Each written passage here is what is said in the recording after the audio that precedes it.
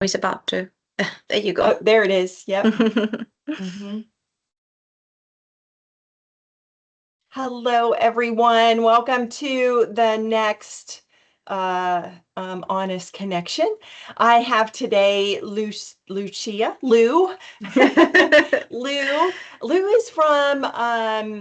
is from England, right? No. I live in the UK, but I'm Y- from Spain. Oh, okay. All right. Well, there we go. Lou is from Spain, but she lives in the UK, and she and I met in the Thriving Place through a mutual friend, Tracy McBeath, who is from Australia, clear across the world from us. But Lou and I are both coaches in the Thriving Place, and we just wanted to make an honest connection and give you some insight as to our metabolic health journey and how we got here today. So, Lou, go ahead and tell us a little bit about yourself. Yeah, so thank you for having me here today.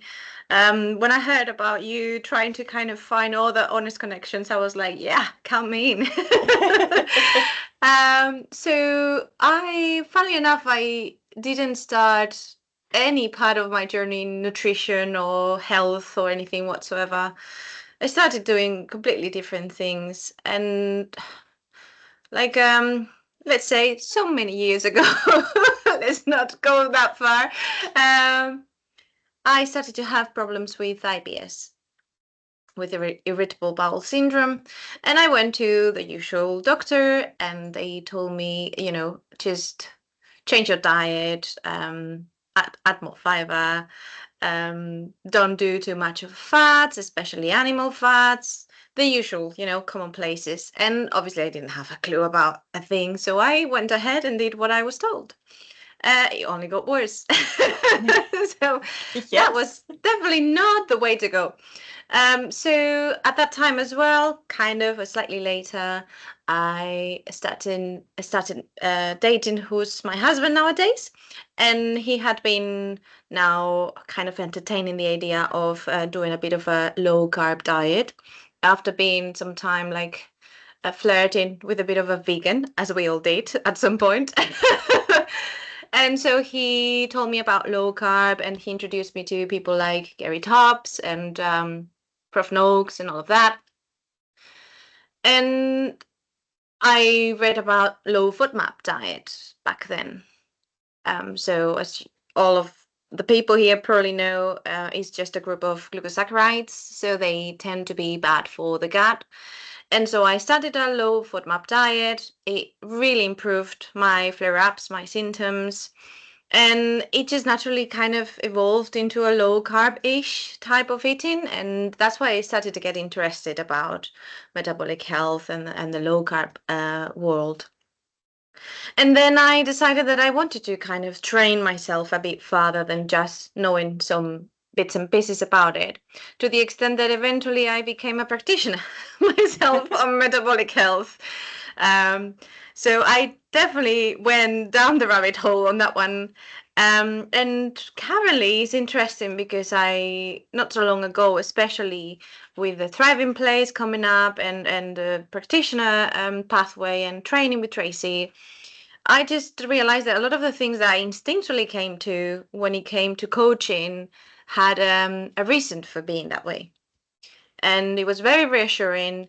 And that has led me now into a bit more of a, and we use this word so often that sometimes it loses its meaning, but a holistic way of approaching metabolic health.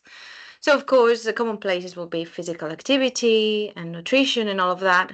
But I am nowadays much more interested in the psyche, in the inner person that is behind all of the struggles around, I know exactly what to do, but it just doesn't happen for me. I can't make it, all of those things.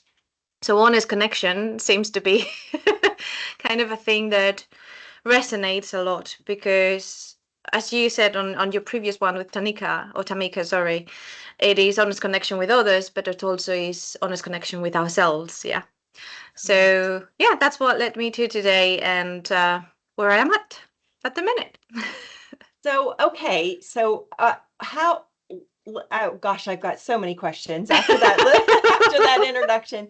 But let me start with, how long did it take for you to go against what your doctors told you and start believing what your husband told you? Not that long, but that's because I'm a bit of a rebel. So I don't like authority. So if someone just tells me to do something because they say so or because they're the doctor, I'm like, right, but why am I to do this? So obviously I tried it because I don't know if you've ever experienced yourself or have someone who experienced flare-ups of IBS. Mine were of the diarrhea part of things. They're not fun. They're definitely not fun. They're very painful, very embarrassing because they can come up at every given time, no matter where you are. They just happen. Um, and so I was kind of like, yeah, I'm gonna do whatever. Also because the alternative was to have, and I was very young for it, I think, to have a colonoscopy to see if there was any other problem there, which the doctor didn't think it was. But obviously for me, that was a much more invasive approach than just changing my diet. But since the diet didn't work, obviously anything else but that diet was an opportunity. So I give it a try and it just happened. And obviously I saw as well in my husband how he had been kind of a vegan and he's always been active, but he never managed to put on real good muscle weight. Like he's very slim and he looked much more like a spaghetti than he looks nowadays. But the moment he changed his diet into a more animal-based, low-carb diet, he actually managed to grow muscle. Obviously, he was also doing resistance training. It just doesn't happen out of nowhere. Um, so I was seeing around me that that was an option, a really good option. So it didn't take me that long. Okay, so how long then did it take for you to notice changes? Once you made that adjustment, well, what was your first adjustment? What did you do first? So obviously, entering a low carb through a low FODMAPs, it was about knowing which were the foods that are higher in FODMAPs. Yeah. So, and also understanding which ones of those are the ones that triggered me, because not everybody gets triggered as much by different types of. So for me, it was nightshades at the time at least, and anything with skin, to be fair, it just went in and it went out the same way it came in. Just Basically. as easily. Yes, I could identify, like you could tell what I had eaten that day. um, so I think it was a matter of probably weeks that I started to really notice, okay, there is a connection here. I'm starting to do things, and then there is an output, if you like. But at the same time, that's not the only thing that changed in me. My nervous system as well was changing. So I had come out of a very difficult relationship that probably didn't do any good to my gut flare-ups. And as we know, and the nervous system and the brain are connected to the gut. So that also did something to me, like that was improving. Um, and then eventually, I can't tell you exactly when it was, but that was a matter of probably months when I was able to kind of predict when a flare-up could happen. So at some point, I started to realize that the only flare up that I could have in a month was around the pre-period time. So obviously, it was connected to the kind of inflammatory process pre-menstruation. And I thought, well, that's good because at least I can predict it. I'm not gonna have to, find a toilet somewhere out of a sudden. But that was a matter of months. Well, what a great first time honest connection conversation that we're having. We're talking about bowel movements. Nice. Yes. Why not? Why not? And that has come up numerous times recently for me in various conversations that I've had. So it's rather interesting to talk about the exit rather than what you're putting in. It's what Mm. what's coming out. So, Well, it is connected, isn't it? So,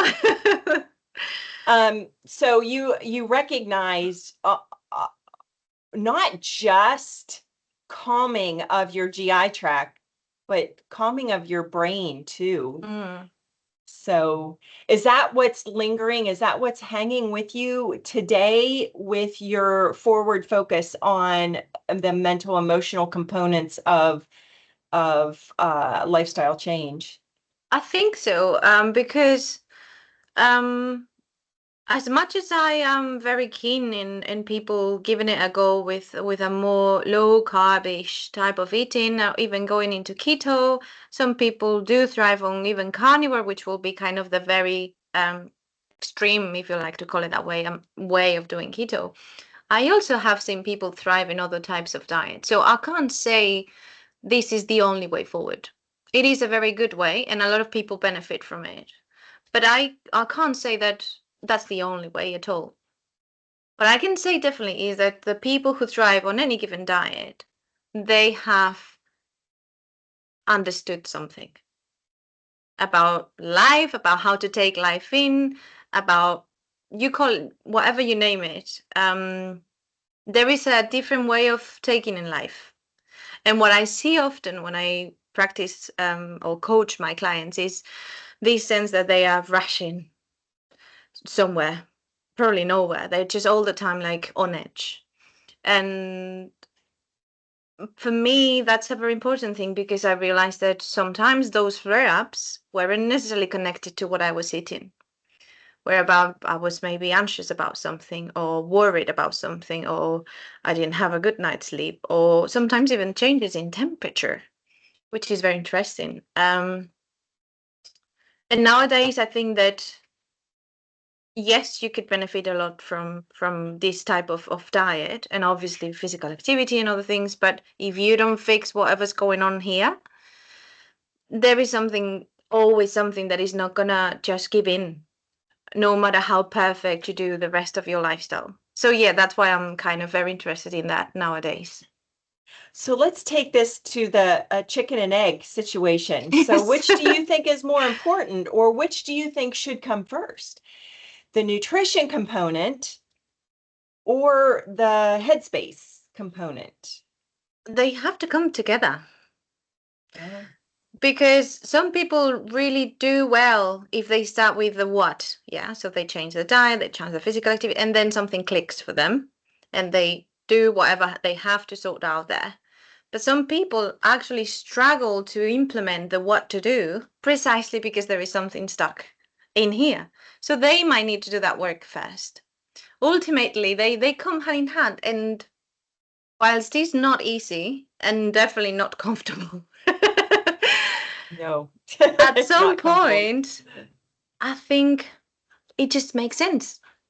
You just do Mhm. it because how could it be any other way? And again, if we think about, for example, how our ancestors, and we don't have to go back that long ago, like my grandparents, your grandparents probably, um, they didn't worry that much about what they were putting in their mouths as we do nowadays. And rightfully so, we need to worry about what we put in our mouths because you don't know where things are coming from anymore. But back then you Right. knew. You grew your own stuff. You took care of your own animals. That just happened in front of you. You were witnessing it. And there was a purpose to it. There was an honest connection, right? Correct. Yeah. So yeah, I think if this is not ready in one way, shape, or form, it is difficult to do it. But at the same time, some people are not prepared to perhaps do that, and they start implementing bits and pieces of the things that we all talk about. Yeah, the diet, the exercise, the sleep, you name it. So, and I took a different approach to that. I understand what you're saying, and truly, I think it's independent. It's completely on the person how they're going to thrive in that or be able to make the changes. But I came in from a different perspective in that our brains are so foggy and so convoluted that until that gets cleaned up a little bit, you're not going to think straight. You're not going to be able to work through those issues. And so I can see it from both perspectives. And that's why we say I meet my client where they are. Mm. we have to see what approach is going to work for them. So interesting. But I do have to say, as you were talking about that, so way before I learned of metabolic health, I was going through my own therapy, um, psychology therapy. Actually, it was marriage counseling, Mm-hmm. and we dived a bit into, because there was things that I just would not let go. And but I was willing to work on them, and I had some of my own personal sessions with the counselor, and it was hard, and I'm not going to get into, details on that, but the weeks and weeks and weeks that I went through that really hard work, I was very free, which opened my mind then for a year or two later to look at metabolic health and to receive new information. So I do have to question whether or not I had that therapy, would my mind have woken up to, Interesting. all my training, all of my exercise training, all of my nutrition training, and I do call it training over education. Mm. Would I have accepted um, that it was bad information? I don't want to say false information. It was just not good followed through information. It was truly just rhetoric training. Mm. Um, would I have received a different way of looking at things? I don't know. We'll never know. Interesting. I'm glad it went the way it went. Yeah, yeah. However, it had to happen. Yeah, it did happen.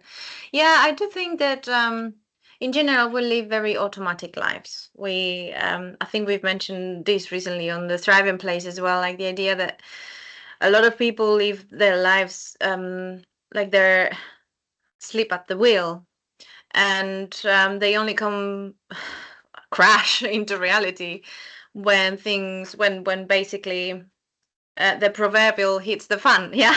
Right, right, And so I wouldn't say it's too late, but obviously in there you have to realize a lot of things by force, if you like, as opposed to being introduced in a gentle way into new ways of seeing things. And I suppose in your example, for example, that would have been the moment when it hits the fan. Like, well, if there are things in life, and I'm obviously assuming that this could have happened to you in some of those sessions, if there are things in life that are not the way I think they are, or that I should be changing, then who's to say that that doesn't happen in other aspects of my life, right? Or the other right. things that I know.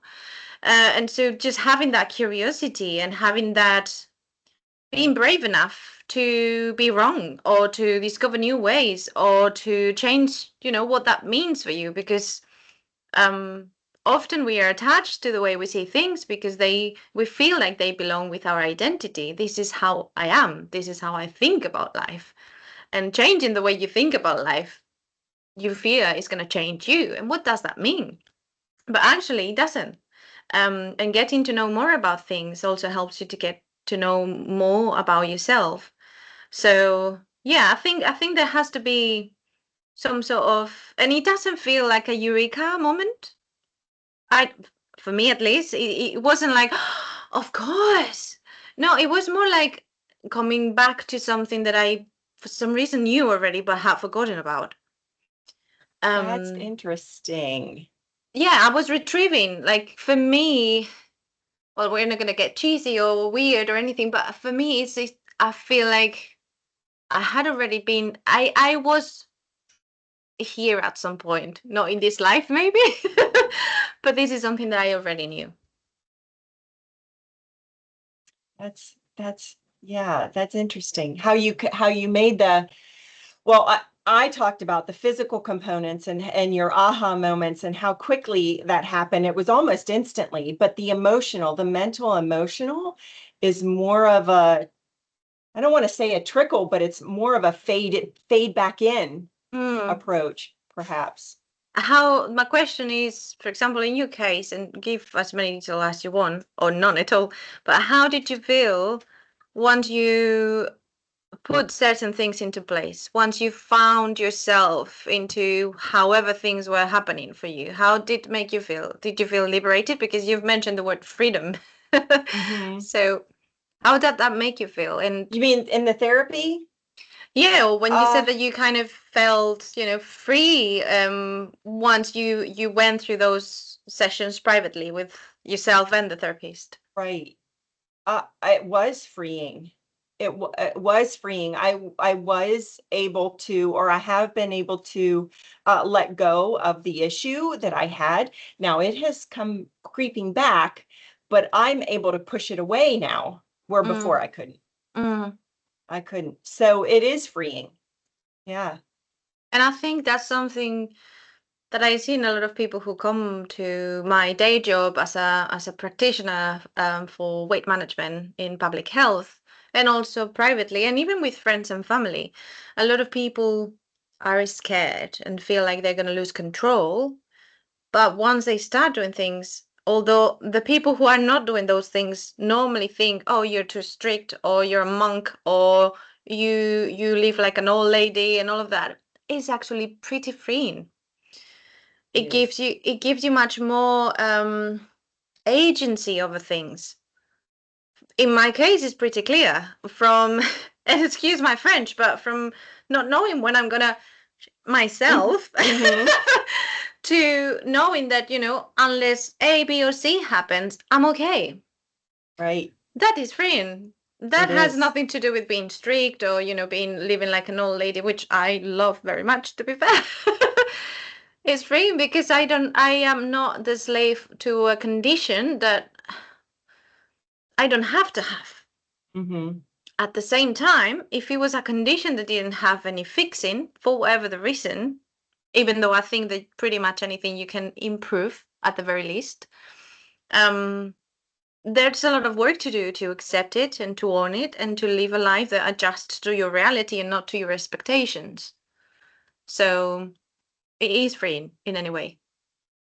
So did you go through this awareness and your this honest connection with yourself? Did you go through it by yourself, or did you have conversations with people to help you move through, especially thick spaces where you had a harder time accepting it or not?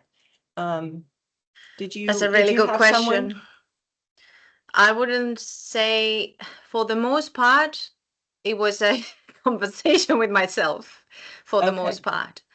So, and it makes sense, total sense, because over the years, when I was a teenager, I was bullied, as we all are, like that's life.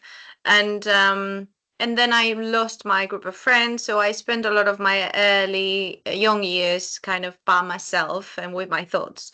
And I was always the weird one. No, not necessarily. I'm not saying this like to, oh, because the weird one then out of a sudden becomes like a real achievement or whatever. No, I was really the weird one because I was always asking why about everything, and I was annoying probably to people.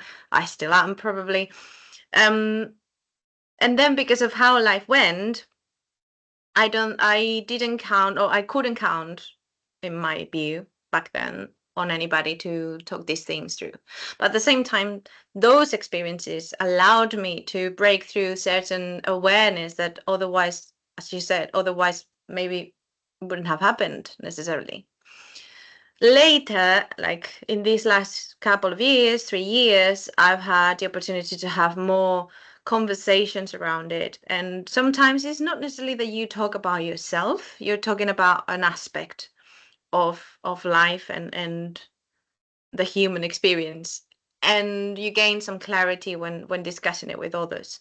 For example, today, that is one of those opportunities.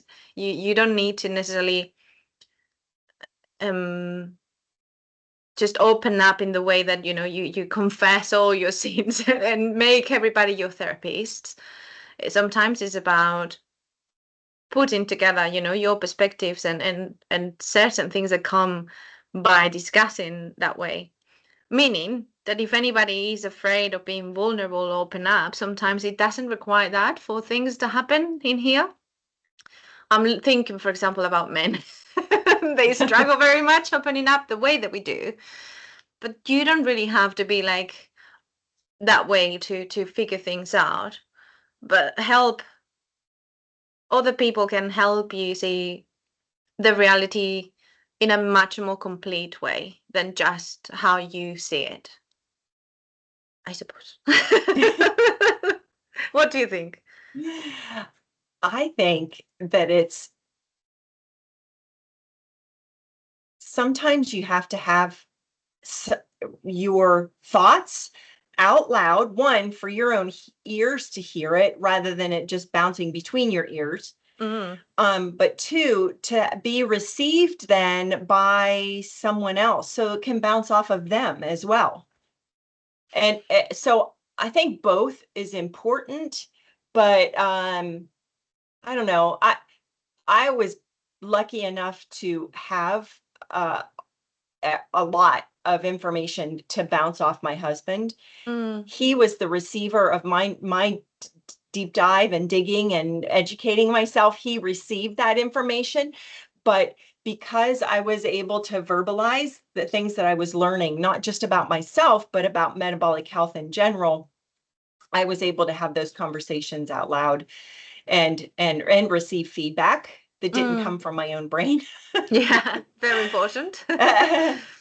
So, and I reflect on that, and that's why I think having a partner in crime, if you will, someone to listen to, whether they're your coach, your counselor, or they're going through changes themselves. Mm.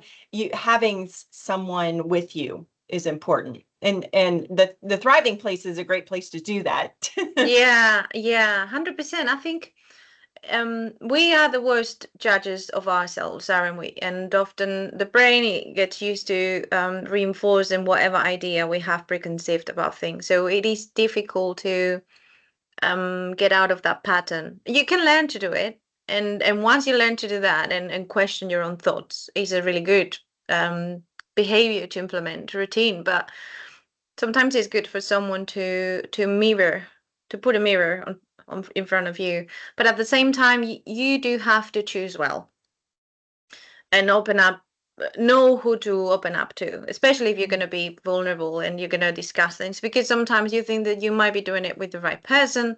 It turns out that that person is not necessarily helping you, but is unconsciously sabotaging you. So it is very important, but you need to make sure that you're sharing with the right people. That's why a coach or a counselor could be a good option for certain people who might not feel supported by their close ones, because they are professionally capable of holding the space for you, Right. which is something Yeah. that you mentioned with your previous conversation about, being received um, in a way that you feel like you can share and you could be wrong without being hurt by being wrong, or judged by being wrong. Yeah.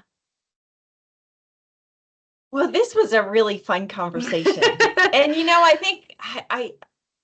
I think it would be really neat to have these open conversations for people to listen to as an example, as a okay, what if?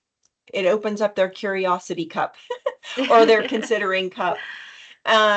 So I would love to, in the future, have more conversations. And I know I'm going to do this with the other coaches, other people, metabolic health coaches, and perhaps maybe once I go through and have these conversations one on one, we could have a group conversation at some That point can take too. forever. We That can be might. there for hours.